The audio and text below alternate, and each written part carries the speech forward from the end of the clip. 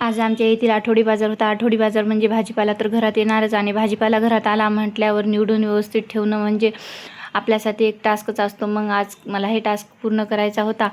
आठवड्यातून 1 तास या गोष्टीला दिला ना आठवडाभर ताण नाही. कारण लेकरांच्या सकाळी सकाळी टिफिन असतो आणि टिफिनला द्यायचं म्हटल्यावर गडबडीत निसणं होत नाही. भाजी वगैरे मेथी पालक अशा गोष्टी निसणं होत नाहीत. हे सगळं स्वच्छ करून मस्त एका छोट्या छोट्या कंटेनर आहेत माझ्याकडे, त्यात भरून ठेवले आणि फ्रीजमधले कवर ना असे घाण झाले होते म्हणून म्हटलं आता बदलावं आणि ते बदलू आणि दुसरे नवीन टाकले आणि आता ते जुने म्हटलं आता घासून घ्यावं. असा राडा पडला होता म्हणून तेही स्वच्छ करायला घेतला. सगळ्या गोष्टी आवरून छान ठेवून दिल्या आणि आता किचन ओटा बी स्वच्छ करून घेतला आणि आता म्हटलं कवर वगैरे घासून घ्यावं. भांडी पडली होती बेसिनमध्ये तेही घासून घेतली. मग माझं घंगाळं पण असं खराब झालं होतं, तेही म्हटलं स्वच्छ करावं. पितांबरी लावून त्यालाही चकाचक केलं.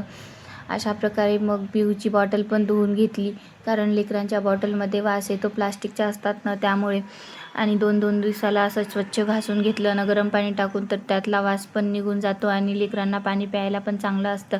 म्हणून मग ती बॉटल वगैरे धुवून घेतली आणि आता खाली हिरवे डाग पडतात पालेभाज्यांचे, त्यामुळे फरशी पण क्लीन करून घेतली. आणि आता देवाला दिवाबत्ती वगैरे करायची होती.